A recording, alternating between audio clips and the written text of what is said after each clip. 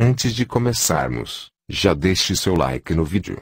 Isto ajuda na disseminação do conhecimento sobre a tecnologia. Se inscreve no canal para receber novos audiobooks sobre moedas digitais. O livro está disponível para baixar na descrição. Lhe desejo uma boa leitura. Capítulo 2. Bitcoin, o que é e como funciona. 1.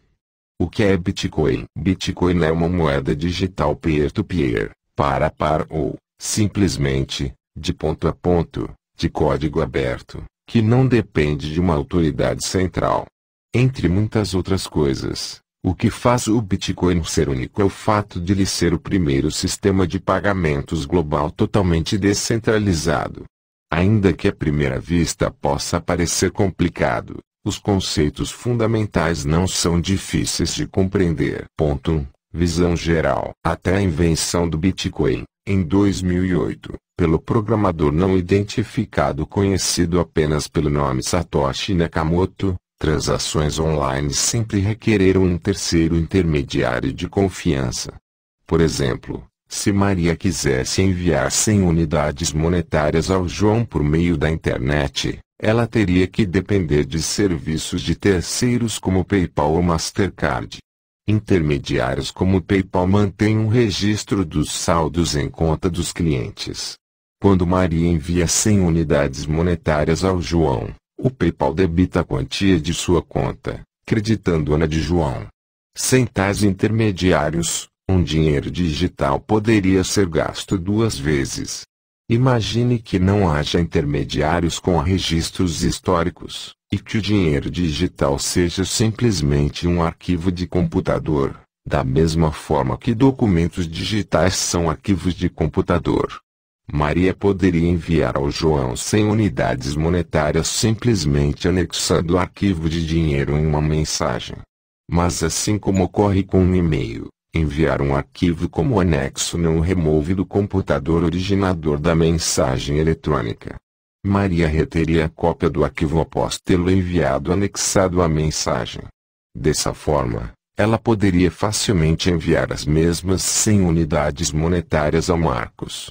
Em ciência da computação, isso é conhecido como o problema do gasto duplo, e, até o advento do Bitcoin, essa questão só poderia ser solucionada por meio de um terceiro de confiança que empregasse um registro histórico de transações. A invenção do Bitcoin é revolucionária porque, pela primeira vez, o problema do gasto duplo pode ser resolvido sem a necessidade de um terceiro. Bitcoin o faz distribuindo o imprescindível registro histórico a todos os usuários do sistema via uma rede peer-to-peer. Todas as transações que ocorrem na economia Bitcoin são registradas em uma espécie de livro-razão público e distribuído chamado de blockchain, corrente de blocos, ou simplesmente um registro público de transações, o que nada mais é do que um grande banco de dados público, contendo o histórico de todas as transações realizadas. Novas transações são verificadas contra o blockchain de modo a assegurar que os mesmos bitcoins 3 não tenham sido previamente gastos, eliminando assim o problema do gasto duplo.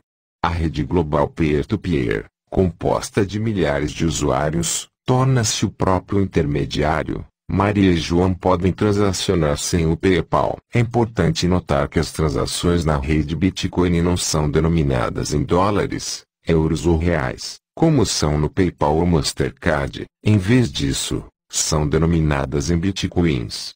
Isso torna o sistema Bitcoin não apenas uma rede de pagamentos descentralizada, mas também uma moeda virtual. O valor da moeda não deriva do ouro ou de algum decreto governamental, mas do valor que as pessoas lhe atribuem. O valor em reais de um Bitcoin é determinado em um mercado aberto, da mesma forma que são estabelecidas as taxas de câmbio entre diferentes moedas mundiais. 2. Como funciona a blockchain? Até aqui discutimos o que é o Bitcoin, uma rede de pagamentos peer-to-peer e uma moeda virtual que opera, essencialmente, como dinheiro online. Vejamos agora como é seu funcionamento. As transações são verificadas, e o gasto duplo é prevenido, por meio de um uso inteligente da criptografia de chave pública. Tal mecanismo exige que a cada usuário sejam atribuídas duas chaves, uma privada, que é mantida em segredo, como uma senha, e outra pública, que pode ser compartilhada com todos. Quando a Maria decide transferir bitcoins ao João, ela cria uma mensagem, chamada de transação, que contém a chave pública do João, assinando com sua chave privada. Olhando a chave pública da Maria, qualquer um pode verificar que a transação foi de fato assinada com sua chave privada, sendo, assim, uma troca autêntica, e que João é o novo proprietário dos fundos. A transação, e portanto uma transferência de propriedade dos bitcoins, é registrada, carimbada com data e hora e exposta em um bloco do blockchain, o grande banco de dados, ou livro-razão da rede Bitcoin. A criptografia de chave pública garante que todos os computadores na rede tenham um registro constantemente atualizado e verificado de todas as transações dentro da rede Bitcoin, o que impede o gasto duplo e qualquer tipo de fraude. Mas o que significa dizermos que a rede verifica as transações e as reconcilia com o registro público? E como exatamente são criados e introduzidos novos bitcoins na oferta monetária? Como vimos, porque o Bitcoin é uma rede peer-to-peer, não há uma autoridade central encarregada nem de criar unidades monetárias nem de verificar as transações. Essa rede depende dos usuários que provêm a força computacional para realizar os registros e as reconciliações das transações. Esses usuários são chamados de mineradores 4, porque são recompensados pelo seu trabalho com bitcoins recém-criados.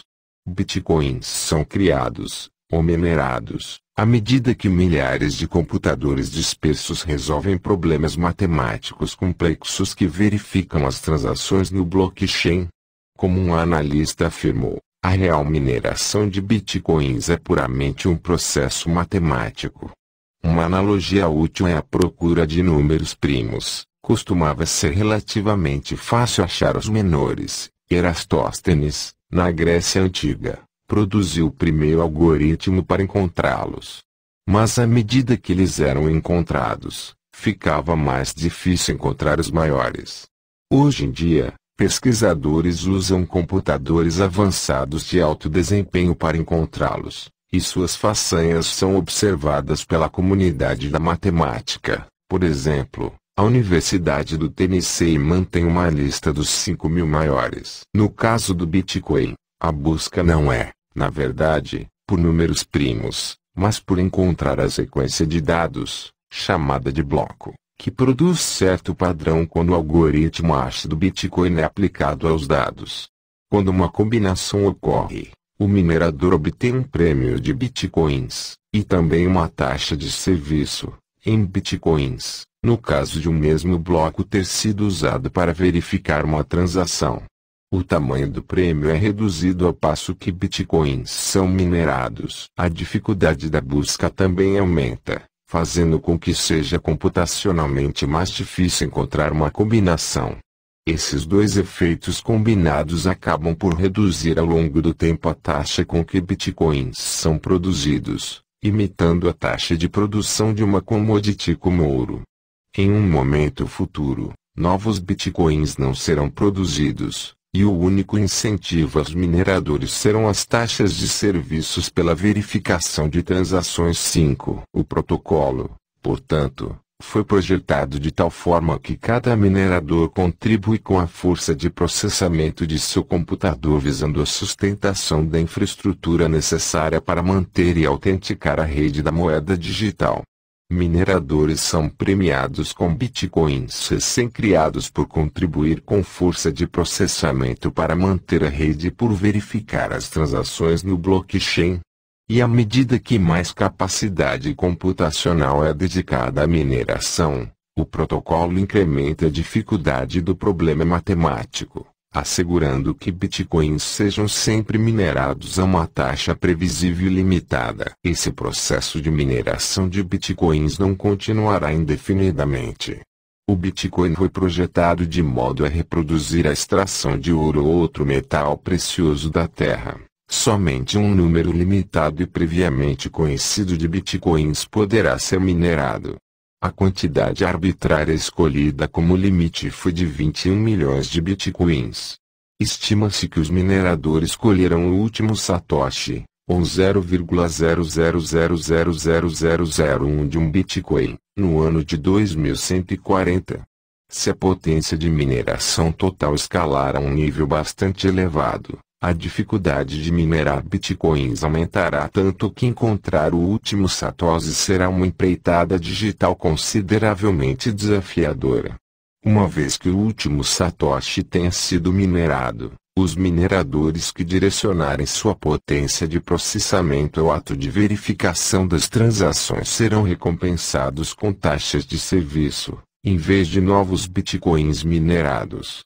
Isso garante que os mineradores ainda tenham um incentivo de manter a rede operando após a extração do último Bitcoin. Ponto 3. Uso de pseudônimo. Muita atenção midiática é dada ao suposto anonimato que a moeda digital permite aos seus usuários. Essa ideia, no entanto, deriva de um errôneo entendimento do Bitcoin.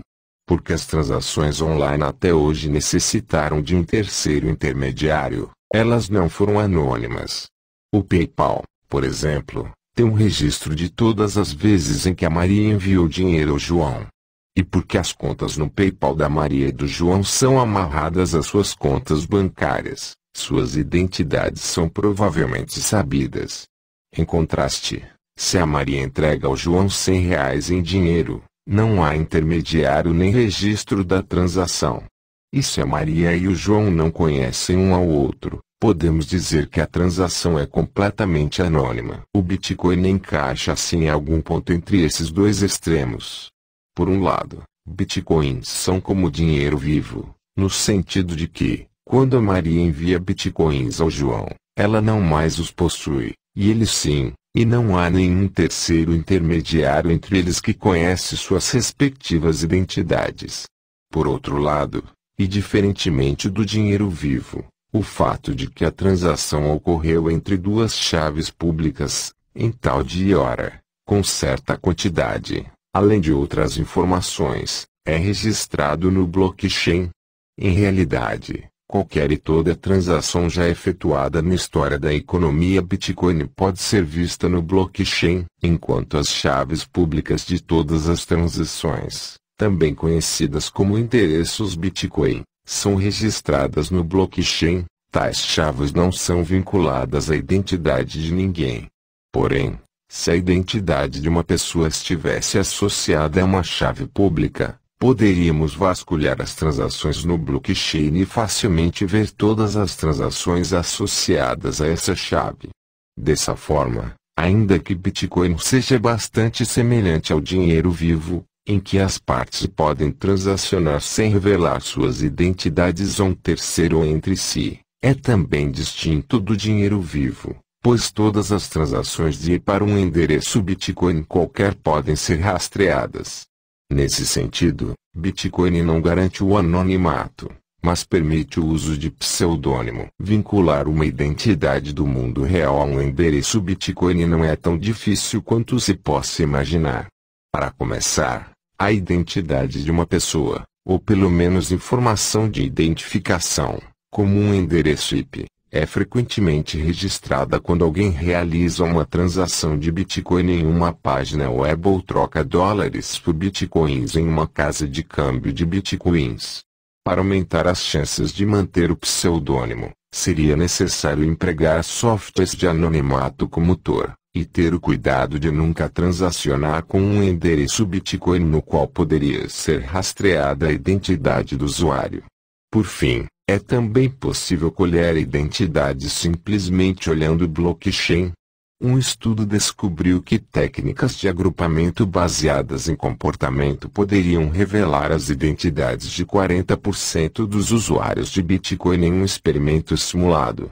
Uma pesquisa mais antiga das propriedades estatísticas do gráfico de transações de Bitcoin mostrou como uma análise passiva da rede com as ferramentas apropriadas pode revelar a atividade financeira e as identidades de usuários de Bitcoin. Já uma análise recente das propriedades estatísticas do gráfico de transações de Bitcoin escolheu resultados similares ao de um banco de dados mais abrangente.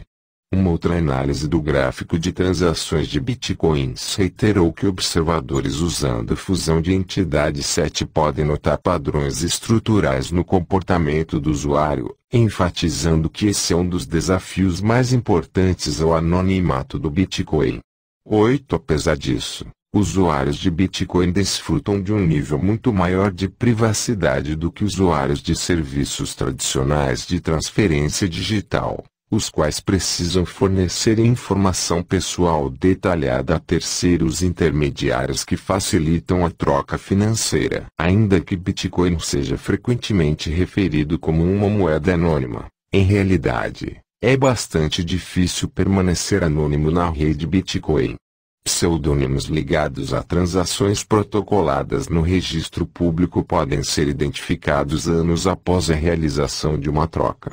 Uma vez que intermediários de Bitcoin não estejam completamente em dia com as regulações requeridas a intermediários financeiros tradicionais, o anonimato será ainda menos garantido, porque dos intermediários de Bitcoin será exigido coletar dados pessoais de seus clientes,